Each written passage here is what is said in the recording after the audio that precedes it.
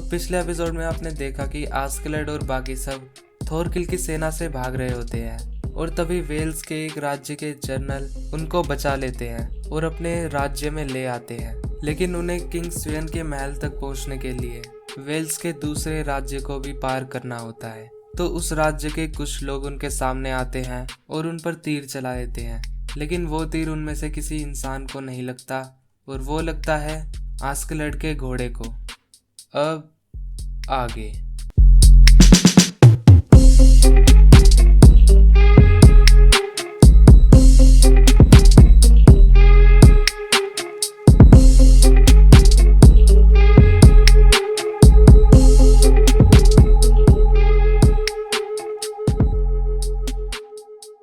Episode की शुरुआत में हमें एक बच्चे को दिखाया जाता है जो कि अपनी माँ को पीठ पर लेकर आ रहा होता है।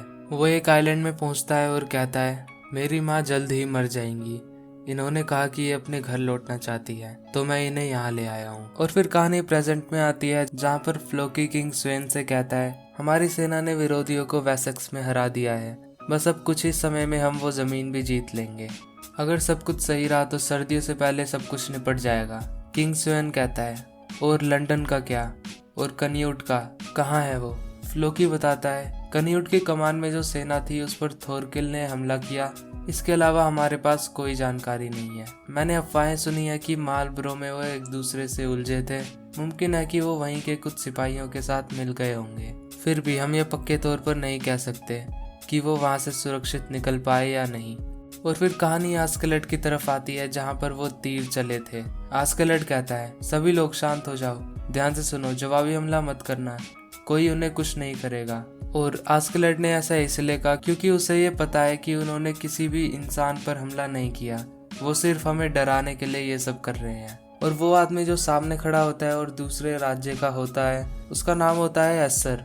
ग्रेटियनस कहता है, एस्सर अपनी सेना को लेकर लौट जाओ, डेन्स के साथ झगड़ने से वेल्स को कोई फायदा नहीं होने वाला। एस्सर कहता है, वेल्स के भविष्य के बारे में जो तुम्हें फिक्र है मैं उसकी इज्जत करता हूँ ग्रेटियनस, पर हमारी सोच तुमसे काफी अलग है। तुम इनके साथ समझौता नहीं कर सकते, इनका कोई ईमान नहीं होता, ये जंगली लोग हैं। इंग्लैंड के साथ तुम्हारी जंग मैंने नजदीक से देखी है। पिछले 10 सालों में तुमने 3 शांति समझौते किए हैं और उन सबको तोड़ा भी तुमने ही है। हम इंग्लैंड की गलती दोहराने नहीं वाले।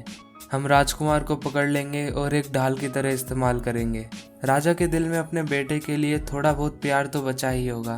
ग्रेटियनस कहता है, आस्केलड क्या तुम इन्हें अपनी योजना बताने वाले हो? आस्केलड कहता है, सोचा तो यही है, लेकिन उससे पहले। और फिर वो प्रिंस के पास जाता है और कहता है, ध्यान से देखो, यहाँ खड़ा ये नौजवान, ये कोई नहीं बल्कि डेनमार्क के राजा स्वेन का बेटा है, डेनमार्क के प्रिंस कन्यूट। राजकुमार अब आपसे कुछ शब्द कहेंगे, शांति से इनकी बात को सुनो। और फिर आस्केलड प्रिंस को कहता है कि इन्हें कुछ ऐसा बोलो जिससे ये डर जाए। आपकी धमकी सुनकर वो डर के मारे कांपने लगेंगे और शायद हमारे रास्ते से भी हट जाए। लेकिन कन्यूट डर कर रैगनर के पीछे छुप जाता है। रैगनर कहता है, राजकुमार को अनजान लोगों से बोलना पसंद नहीं, उनकी जगह मैं बोल देता हूँ। आस्केलड कहता है, नहीं रैगनर, भले ही इनकी उम्र कम हो पर ये एक राजकुमार है, लोगों के प्रति इनकी भी कुछ जिम्मेदारियां हैं। यहाँ खड़ा हर एक शख्स इनके लिए अपनी जान दांव पर लगा रहा है। रैगनर कहता है, इन्हें बिना मतलब की लड़ाई पसंद नहीं है। आस्केलड कहता है, मैं ये सब करने को कह रहा हूँ ताकि ये बिना मतलब की लड़ाई रुक सके। आस्केलड प्रिंस से कहता है, आपको क्या लगता है आप ऐसे फट्टुओं की तरह छुपकर किंग स्वेन की जगह ले पाएंगे? रैगनर गुस्से में कहता है, राजकुमार को तुम कभी नहीं समझ सकते। वो राजमहल लोमड़ियों की गुफा है जहाँ जिंदा रहने के लिए माँ बाप भाई बहन एक दूसरे को ही खा जाते हैं। तुम्हें कोई अंदाजा भी है कि एक शरीर से कमजोर राजकुमार के लिए जिंदा रहना कितना मुश्किल होगा? इन्होंने अपनी धड़कन, अपनी आवाज, सब कुछ दबा दी और हमेशा डर के साये में जिए। इस तरह से ये उन हालातों से जिंदा बचे हैं। और इतना सब कुछ सहने के बाद भी तुम्हारे जैसे लोग इन्हें अपने फायदे के लिए इस्तेमाल करना चाहते हैं। अपनी हद में रहो, समझे? इन्हें क्या करना है क्या नहीं, इन्हें ये बताने वाली तुम्हारी कोई औकात नहीं। आस्केलड कहता है, ग्रेटियनस मैं उन्हें अपना प्लान बताने वाला हूँ। ग्रेटियनस कहता है, तो ठीक है, मैं तुम्हारे साथ चलता हूँ। और फिर थोरफिन प्रिंस की तरफ देखकर कहता है, फट्टू साला, क्या तू सच में मेरी उम्र का है?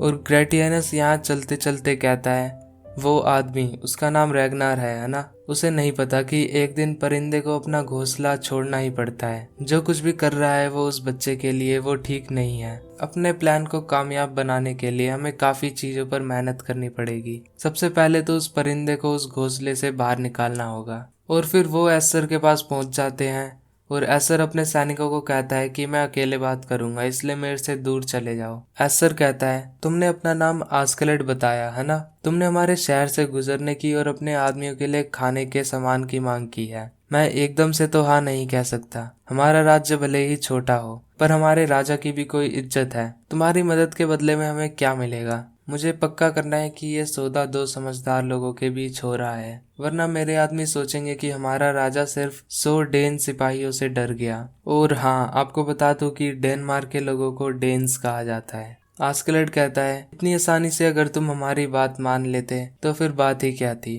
ग्रेटियनस कहता है, तुम्हारे राज्य को खत लिखने वाला मैं था, किसी को पता न चले इसलिए मैंने खत में लिखा था कि तुम्हारे इनाम के बारे में तुम्हें बाद में बता दिया जाएगा। एस्टर कहता है, क्या मैं उस इनाम के बारे में जान सकता हूँ? और फिर वो उसे अपना प्लान बता देता है। प्लान सुनकर एस्टर हैरान हो जाता है। इस बात पर यकीन करना मुश्किल है, पर यकीन ना करने की भी कोई वजह नहीं है। ग्रेटियनस कहता है, ये लिडिया का बेटा है। आस्कलेट की रगों में महान रोमन योद्धाओं का खून दौड़ रहा है। एस्टर कहता है, फिर तो तुम कोई डेन नहीं हो, है ना? आस्कलेट कहता है, मुझमें डेनिस और वेल्स दोनों का खून मौजूद है। काफी समय पहले मेरे पिता ओलफ ने वेल्स के किनारों पर कब्जा कर लिया और लिडिया को अपनी मौज मस्ती के लिए अपने साथ ले गए। मैं उन दोनों का बेटा हूँ। एस्टर कहता है, मैंने तो सुना है कि जंग के देवता कहे जाने वाले पूरे ब्रिटानिया की नस्ल अब खत्म हो चुकी है। तुम्हारे कहने का मतलब तुम आर्टोरियस के वंशज हो। आर्टोरियस ब्रिटानिया की सेना का सेनापति था।